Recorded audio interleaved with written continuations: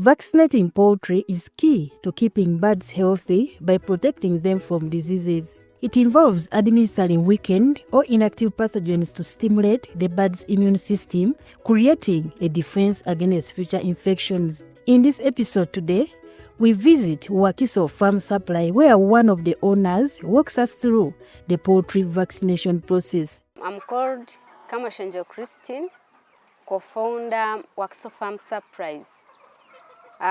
This farm is located in Wakiso town along Bukasa Road, and we do deal in poultry chicken, especially we are called the breeders. This is because we breed, we have the old chicks, we have 1 month old, we have old birds, then we also sell fertilized eggs. There is a way how we do candle those eggs, but we always candle them when they are in the incubator at around 18 days. But when the egg is out of the house, let's say for example we get the egg from here, you cannot see that it is fertilized because it has not yet gone to the incubator. But then when the birds have the cocks, if they are both the hens and the cocks, it means that that egg is fertilized. Though there are some instances where you can get unfertilized eggs.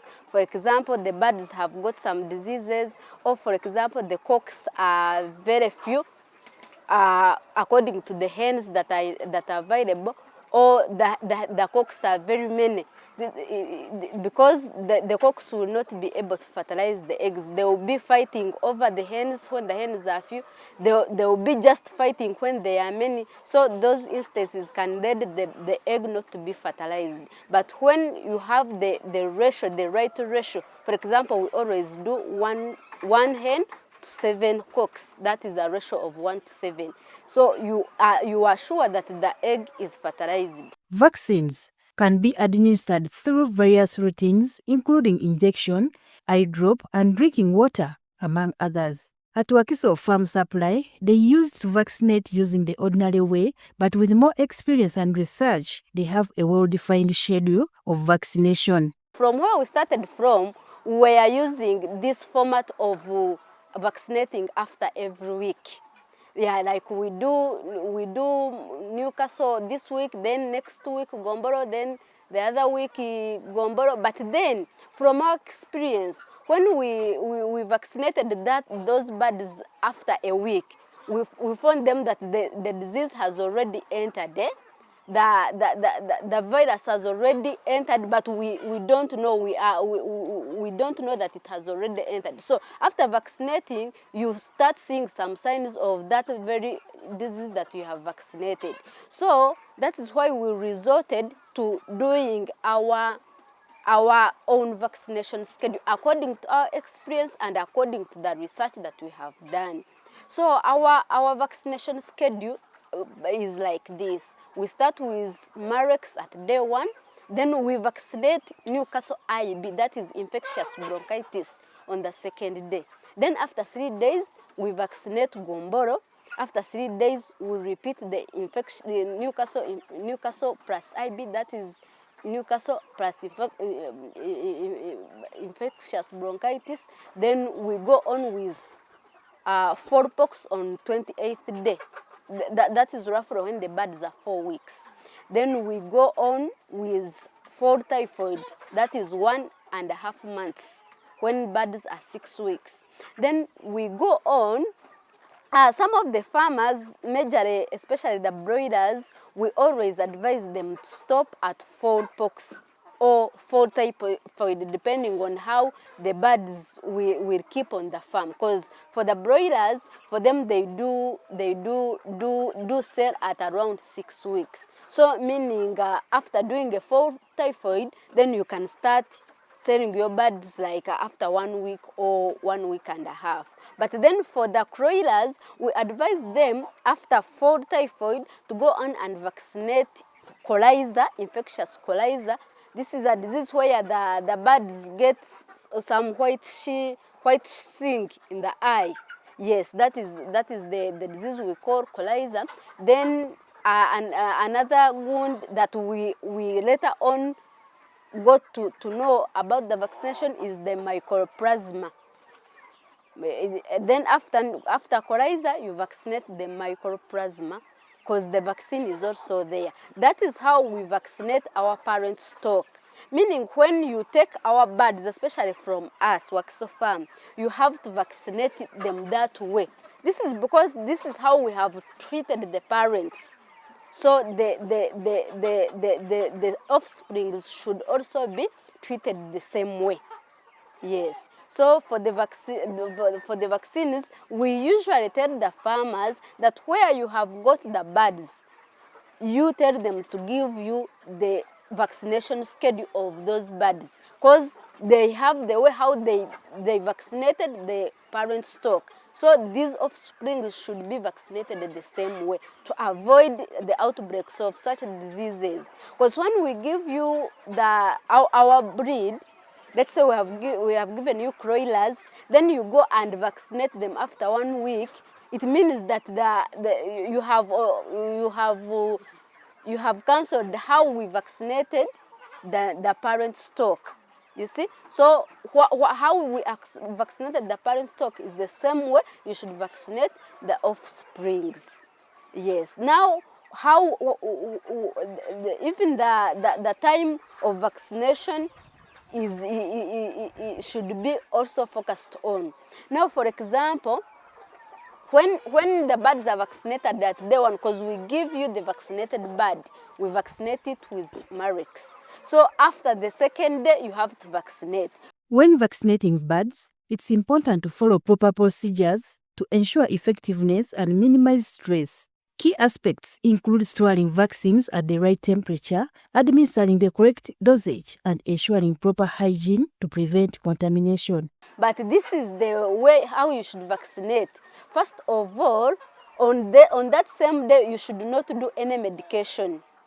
Yeah, because medication alternates with the vaccine. So you should not do any medication on the day of vaccination. Secondly, you should not wash with these feeders or drinkers. You should not wash them with the detergent on the day of vaccination. This is because that detergent also alternates with the vaccine. It reduces the contents of the vaccine, and the vaccine may end up not being effective to the birds. Then secondly, you should either vaccinate in the morning or in the evening. Yes, this is because in the morning, there is no heat to alternate the vaccine, because this vaccine, remember, you have to vaccinate it at a very cool temperature. You should vaccinate when the vaccine is on the ice to keep that cool temperature so that the vaccine keeps alive.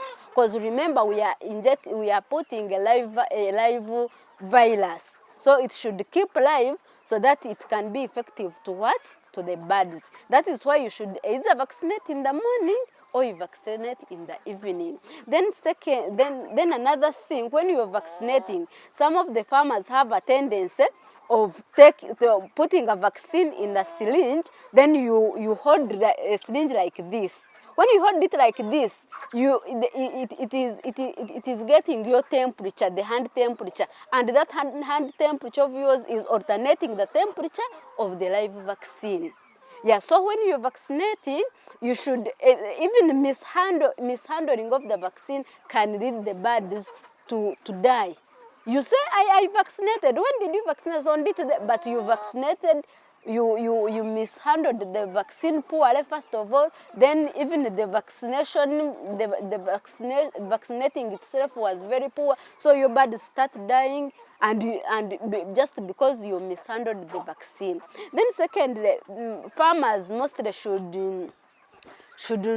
know which vaccines to use. I may look like someone who's advertising a certain company, but it is not. But for our at Wakiso Farm, we majorly use the Bimeda vaccine. The company is called Bimeda, but that vaccine is from Israel. That is the vaccine. It is very expensive, somehow expensive, but when you use it, you're sure that you have vaccinated. And then another thing, farmers should mind where they get their vaccines, because now there is a tendency of starting a drug shop, each drug shop now and then. Today the drug shop is there, another day the drug shop is there. Now those drug shops, some of them, they don't know how to handle those vaccines. Secondly, they don't have a generator. So that when, because these vaccines should be 100% in the refrigerator. Yes, because we have to keep that vaccine live. So vaccination should be very important to note, especially to farmers. Yeah, we should use a cold chain vaccine. Some of the farmers tend to say, for me, I use herbals. For me, I was told when I use garlic or when I use aloe vera, I don't need to vaccine. But surely, for the birds to be alive, for the birds to be okay, you should vaccine. Yes, so on the second day, you should vaccine Newcastle IB. That Newcastle IB will vaccinate it with a 1 drop in the eye. Yes, some of the farmers don't know how to vaccinate. They don't know where they should vaccinate. So that you do 1 drop in the eye. That is on the second day. Then after 3 days, you vaccinate Gomboro the same way how you vaccinated the Newcastle IB. So the vaccines are different. Yes, now. Poultry, like chicken, can suffer from diseases caused by viruses, bacteria, fungi, and parasites. These can lead to low production, high death rates, and costly treatments. Common ones include coccidiosis, avian influenza, and Newcastle disease. Kamashengero explains the signs and symptoms of these diseases. Some of the signs where you can know how your birds, whether your birds have Newcastle or not. First of all, for the Newcastle, the birds tend to have a twisted neck. Yes, you see a hen is like this. That means you vaccinated the Newcastle, but maybe you did it poorly. And even vaccinating does not mean that they should not get sick. Yeah, where you can, because like the way we vaccinate polio, the way we vaccinate influenza, you can vaccinate, but then someone gets sick. So vaccinating does not mean that they should not get sick. Then secondly, the birds tend to have white diarrhea. Yes, white diarrhea, and then you see them, they are not lively. That means they have Newcastle. Though those signs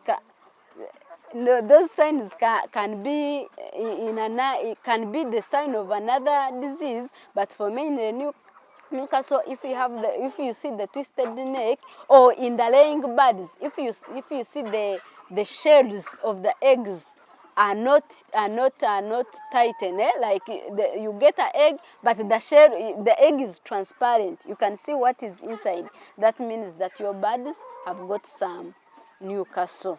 Yes. Then for the gomboro, for gomboro, when it hits your farm, you see we have like 8,000. But when gomboro hits us, we can remain like 200, with like 200. That means gomboro is a very severe disease. Yeah.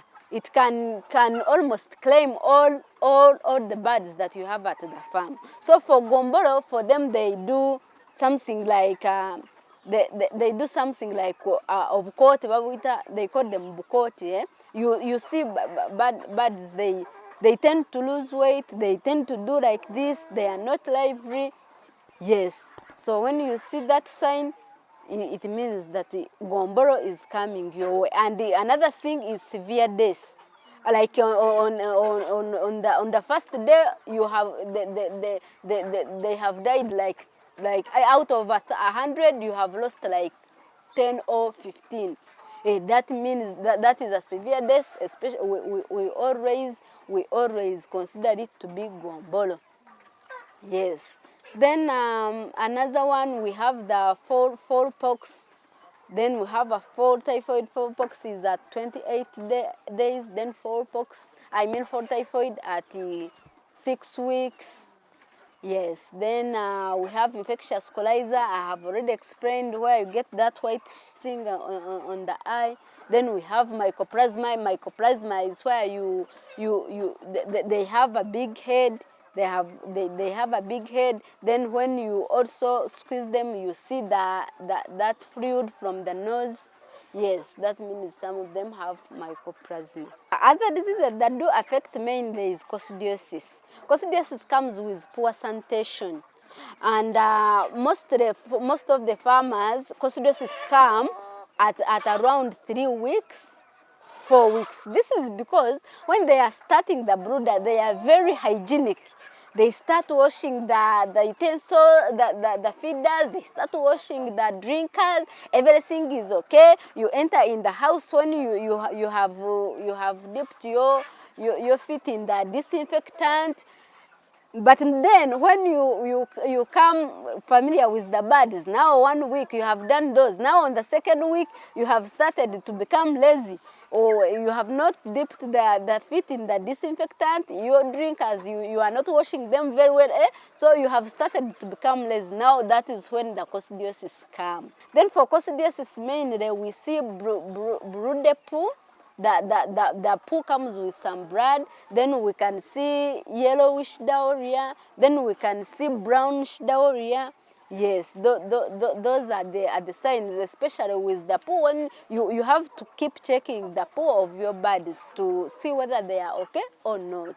And then even others tend to die for the coccidiosis. They are not lively in the house, so that is where you can see that they have some coccidiosis. Then another thing is flu. Flu and cough is a very big disease also. Yeah, it always disturbs many of the farmers, including us. Yes, because the birds always have flu. They have cough. You hear them like doing like a person. Yeah, we do use medicines. We do get for them some medications, because there is remoxin. We always use remoxin. We always use fluoxetine. Yes, we use Tyrodox. Many medications are on market. Yeah, so when you hear something like that, then you have to go and get for them some medication. Then some of the farmers always have a tendency of not going immediately to get the medication. Now, for example, if you have your kid and your kid gets sick, you can't wait. You can't say, let me wait, let me see how he or she will be. He's still praying, so maybe he will be okay. That is very bad. When you get something not usual on your bodies, you have to go immediately to seek for help. Especially you can get a vet, or you can also go and get a medication. Because when you go and explain to the drug shop attendant, then he or she can get for you a medication that can come and help your birds before they start dying. On local herb usage in poultry and vaccinating sick birds, she explains.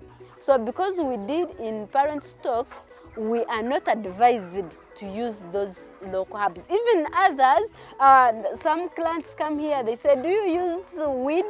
Do you give them grasses? We are not allowed to give them grasses because we are breeders.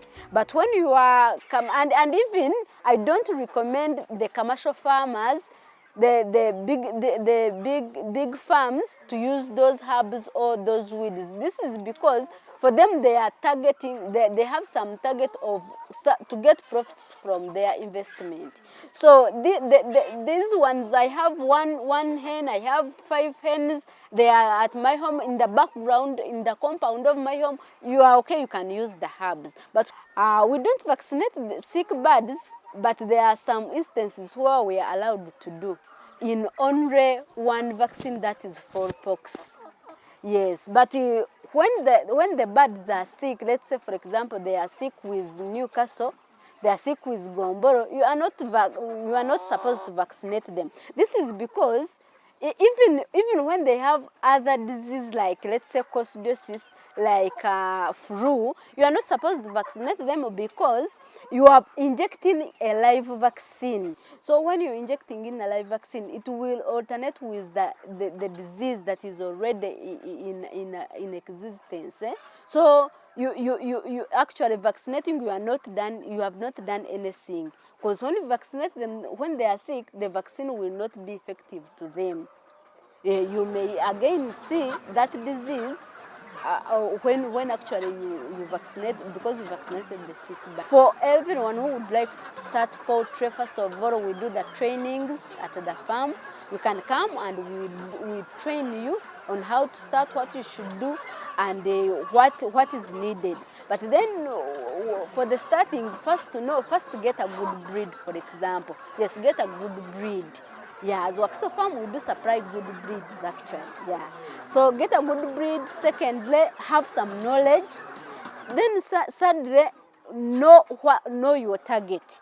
Yes, know your target, because farmers almost rush into poultry just because you have seen this one is thriving in it, this one has got a lot of money, then you go into the poultry but without any knowledge. So first seek knowledge.